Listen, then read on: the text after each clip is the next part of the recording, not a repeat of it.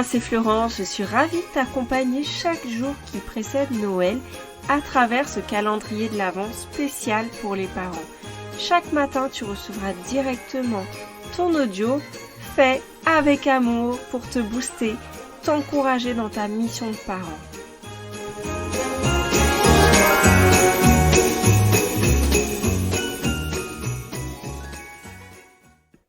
Noël arrive, Noël approche, tu t'occupes de tout pour que les enfants s'amusent, tu t'occupes de tout pour que les adultes passent un bon moment, les cadeaux, les courses, le repas. La famille débarque peut-être même pour plusieurs jours ou alors c'est toi qui t'installes avec ta petite famille. Sauf que les tensions viennent avec toi. Tu sais, les tensions à l'intérieur de toi, là, les trucs que tu veux pas dire, mais qui bouillonnent. C'est sympa ça, hein? Oui, tu sais, je parle avec beaucoup de parents et d'ailleurs, je me rappelle de mes discussions avec mes anciens collègues en entreprise. Je parle des vraies discussions, hein, celles avec les collègues qui se confient un peu et on avait l'envers du décor, tu vois. On avait droit à c'était bien, hein, on a passé un bon moment, on était chez la famille. Non, c'était bien, les enfants étaient contents. Par contre, moi, il y a des moments là, il y a des trucs qui m'ont agacée. Et d'ailleurs, du coup, je me demande si les fêtes, c'est pas des fois un motif de séparation, ou en tout cas, c'est le début. Je sais pas, voilà. Bon, moi, ça n'a pas été le cas, mais j'ai déjà ressenti, bien sûr, des tensions. Mais les sujets qui reviennent, c'est par exemple les engueulades, ça commence tout le mois de décembre, là, au sujet du budget, au sujet du choix des cadeaux.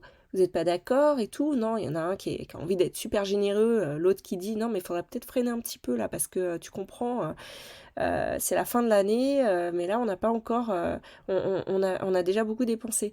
Tu commences à faire les courses, tu vois que tout a augmenté, tu reviens, tu dis oh là là, j'en ai eu pour 200 balles, 300 balles, et t'as ton conjoint qui te dit ouais mais qu'est-ce que t'as pris, puis qui commence à tout détailler, enfin tu vois.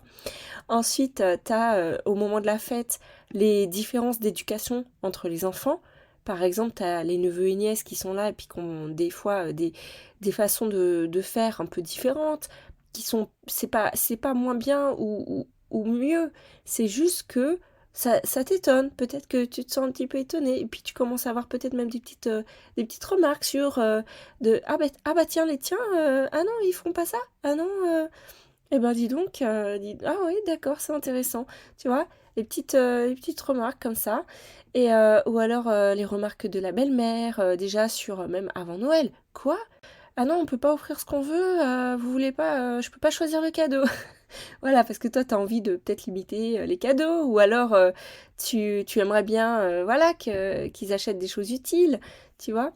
Et donc à Noël finalement il y a soit des tensions qui sont dites ou alors qui sont pas dites et qui s'accumulent.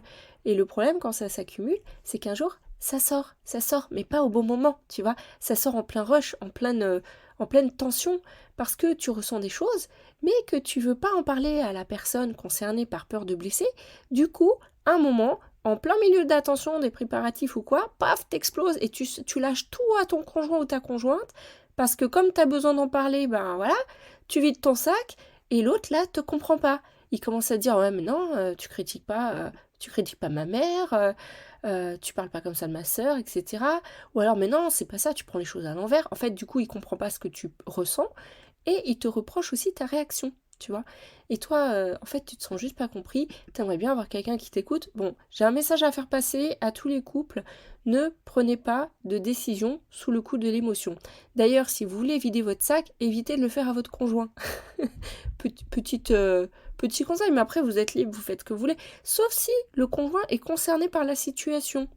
Mais dans ces cas-là, peut-être que choisir le moment propice pour lui parler sera une bonne option, et de dire écoute chérie, j'aimerais bien aborder un sujet avec toi, quand est-ce que tu es dispo? Comme ça, il sait qu'il y a quelque chose d'important, voilà, tu as le temps même de préparer ce que tu vas lui dire, et puis de prendre de recul sur ta situation, parce que ça se trouve, ta réaction, ta façon d'interpréter la situation, c'est peut-être pas la réalité. Donc ne prenez pas des décisions de séparation, par exemple, sous le coup de l'émotion à cause des fêtes de Noël. C'est pas la peine. On sait qu'il se passe plein de choses au niveau relationnel à ce moment-là. Et moi, je vous encourage vraiment, si tu as des petites tensions, des petites frictions, essaye de chercher le pourquoi tu ressens ça, parce que des fois, l'autre n'est pas le responsable finalement de ce que tu ressens. il est peut-être juste le déclencheur d'un sentiment plus profond, et peut-être que ce qui se passe là te révèle que tu as un sujet qui n'est pas réglé, un sujet qui est latent. Et d'ailleurs, à Noël, bah voilà, je te disais, c'est soit les disputes, soit les non-dits. Franchement, moi, je recommande pas de ne pas dire les choses parce que le truc, c'est que ça, après, tu le rumines de l'intérieur, tu vois. Tu le rumines de l'intérieur. Et donc, ce que je te partage là, c'est que peut-être que tu te souviens de certains Noëls passés et que chaque année, ça sera vive, tu vois. Et si chaque année, ça sera vive, je pense que ce serait bon de s'en occuper de ce sujet. Parce que tant que tu le traites pas, il va revenir. Et donc peut-être que il y a des choses qui t'ont déplu. Et ça peut t'aider, tu vois, à faire différemment cette fois-ci. Enfin, je dis ça, je dis rien, hein, mais parce que si chaque année, à chaque fois qu'il y a les mêmes situations, tu as les mêmes réactions et que ça se répète, eh bien, il y a fort à parier que si tu fais la même chose, tu auras le même résultat, que tu risques de ruminer, de te dire que voilà, l'autre ne te comprend pas. Et vraiment, moi, je t'encourage de plus en plus à exprimer les choses en amont si possible, ne pas attendre que la situation arrive. Bon, c'est facile à dire comme ça. Alors je te renvoie à l'épisode 17, comment gérer les remarques de la famille à Noël. L'épisode du jour 17, pardon, parce que c'est pas l'épisode 17 du podcast, c'est l'épisode du jour 17 sur 25. Et ça va peut-être te donner quelques pistes. Dans tous les cas, si aujourd'hui tu ne sais pas comment faire pour gérer ces tensions, tu sais, prends juste en compte que si tu ressens des émotions désagréables, là, c'est qu'il y a un sujet qui te touche, il y a quelque chose peut-être qui touche à tes valeurs, il y a peut-être un besoin que tu n'as pas exprimé, et auquel cas, ton conjoint ou ta conjointe, eh bien, il n'est pas la personne qui est là sur lequel tu vas passer tes nerfs, tu vois. À la rigueur, il peut être une ressource pour t'aider à comprendre la situation, mais si tu as un problème avec la belle famille, moi je te déconseille de vider ton sac auprès de lui. Essaye d'abord de comprendre c'est quoi ton ressenti, d'où ça vient, et de peut-être soit traiter le sujet avec la personne concernée, ou alors trouver un espace dans lequel quelqu'un qui est complètement neutre à la situation, qui peut t'écouter, mais pas le conjoint ou la conjointe qui lui est impliqué émotionnellement dans sa relation propre avec ces personnes. Et pareil pour l'éducation des enfants, des fois on a tendance à comparer.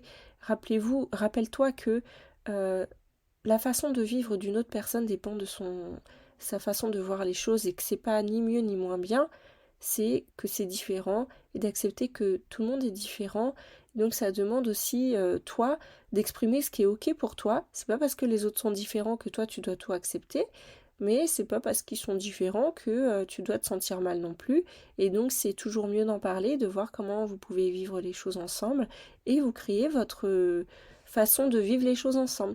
Bon, j'espère que ça t'aide cet épisode à nouveau. Et en attendant, bah, surveille bien ta messagerie parce que tu vas recevoir un cadeau bientôt, une invitation. Tu sais de quoi je parle. Ça se passe en janvier. C'est le challenge Une maison calme et sans cri. Donc, tu vas recevoir le lien d'inscription, je pense, d'ici le 24. Comme ça, tu pourras l'ouvrir pour Noël. Voilà. Je te souhaite une très très bonne journée. Je te donne rendez-vous demain pour le prochain épisode des paillettes de l'Avent. Bye bye.